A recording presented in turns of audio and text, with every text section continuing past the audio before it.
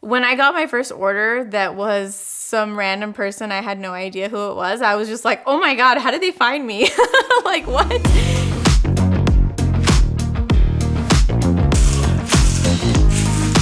I got into chocolate because I was very passionate about food growing up. I always wanted to be a chef. That was my dream. I went from having an idea of I want to make Mexican chocolate from Mexican cacao and I want to make it here in Austin, and then realizing that there's so much more than that to a business, the financials, the planning, filing an LLC, doing all of this paperwork, and just all these things that were, to me, distracting right from my initial mission of making chocolate. And so having, these online resources like with Busy, it just like cuts out all the stress from having to think that I have to do that by myself.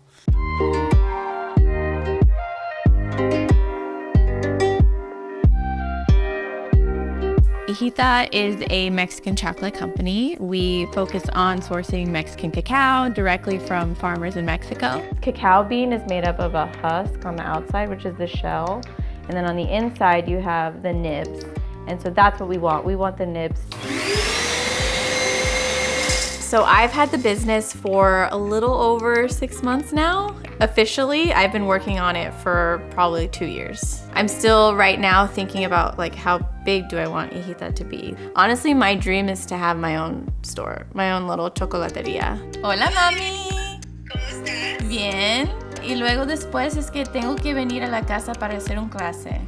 So my classes were actually the idea that I had at the beginning to test my products and to help fund the business. This is my full-time job. Let me create something that is related to what I do, so allows me to practice and also that is bringing me a pretty decent amount of money.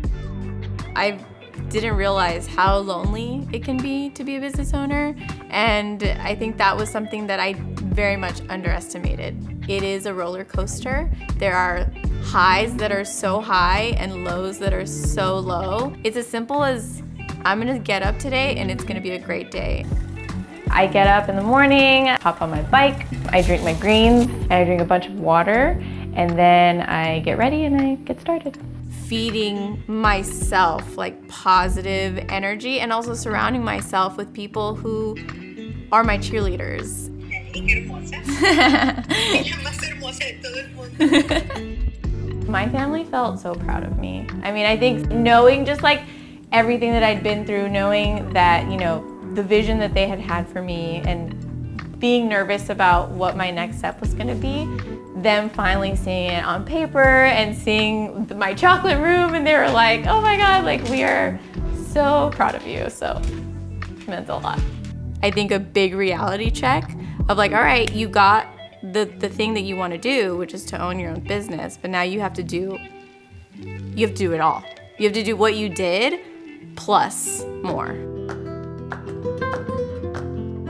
I think a lot of times I think so much about the future and I'm like, what if I get too big? But right now I'm like, I'm still so tiny that I can't even alone get a truck of cacao from Mexico to here on my own, because my little tiny order is like, we're not gonna put that in a whole giant truck. So yeah, it's been a lot of challenges to be an entrepreneur, but it's fun to figure it out. That's kind of the job. I am right now obviously online only, and I also participate in markets on some weekends. There's so many chocolate makers in Mexico who are doing incredible work, and like, who am I to step into this world and this space? And then I started meeting with other people, fellow Mexican Americans, who were feeling like they heard my story, resonated so much, and were like, you need to tell this story because we need to hear these success stories. My advice to an entrepreneur is like, if you have a dream and you believe in it and you're so passionate about it, then go do it. You're gonna find your people, and that's what matters.